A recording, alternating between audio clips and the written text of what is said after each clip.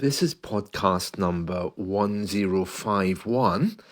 If you would like the script, please visit teacherjoseph.com. Today, we take a moment to reflect on the extraordinary life and enduring legacy of Pope Francis, a spiritual leader who broke with tradition, embraced the margins, and called the global Catholic Church to walk with humility, mercy, and compassion. Born Jorge Mario Bergoglio on December 17th, 1936 in Buenos Aires, Argentina, he was the son of Italian immigrants.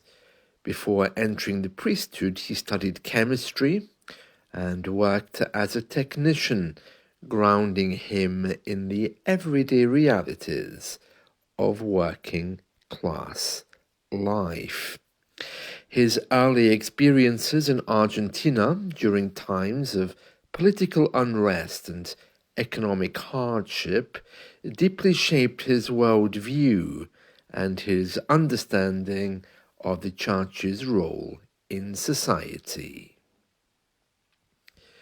Ordained a priest in 1969, Bergoglio became a prominent figure within the Society of Jesus, known more widely as the Jesuits.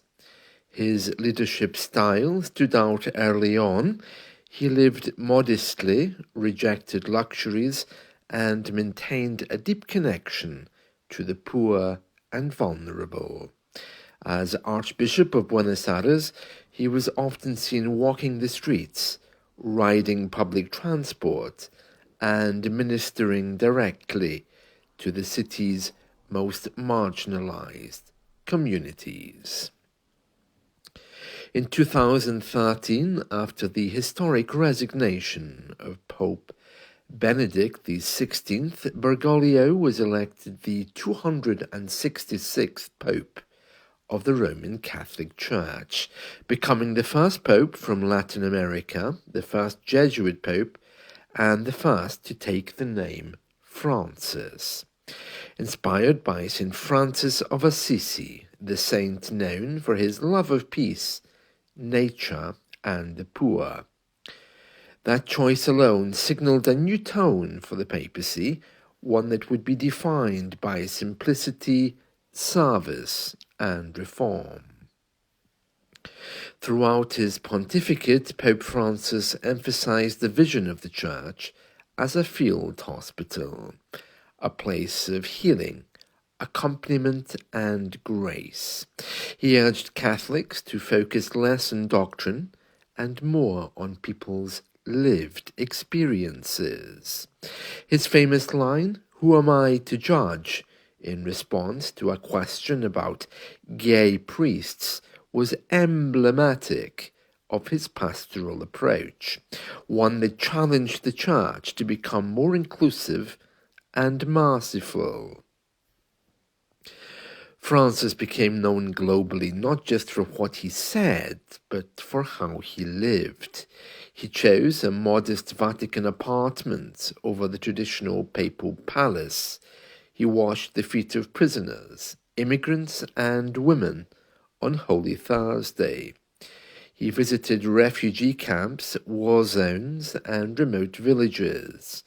His actions spoke of a church that walks with the suffering, rather than merely preaching to them.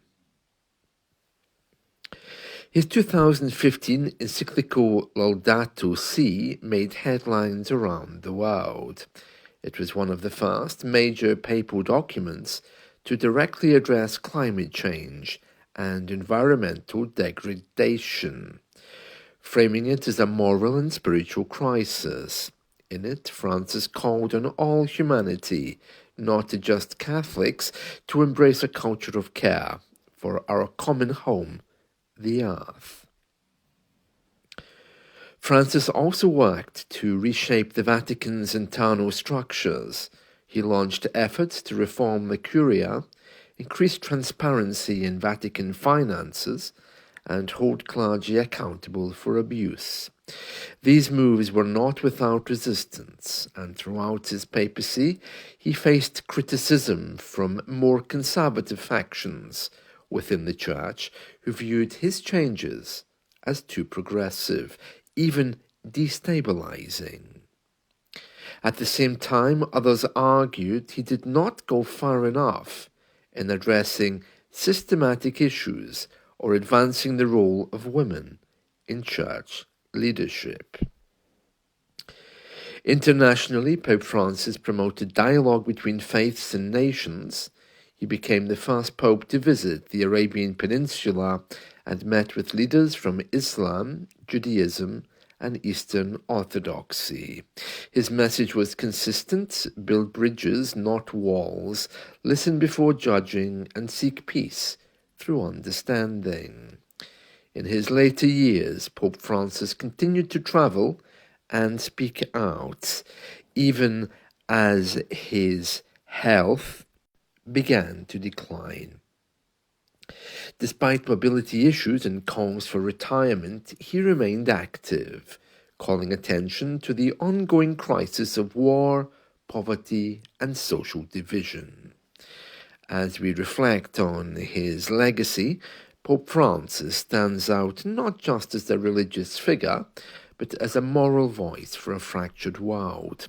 His papacy challenged the Church to return to its roots, to walk with the poor, to care for creation, and to approach every human being with dignity and love.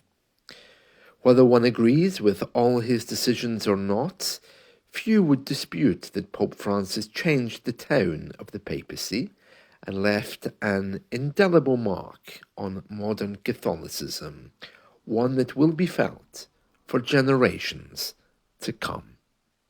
This was podcast 1051. Please visit teacherjoseph.com if you would like the script.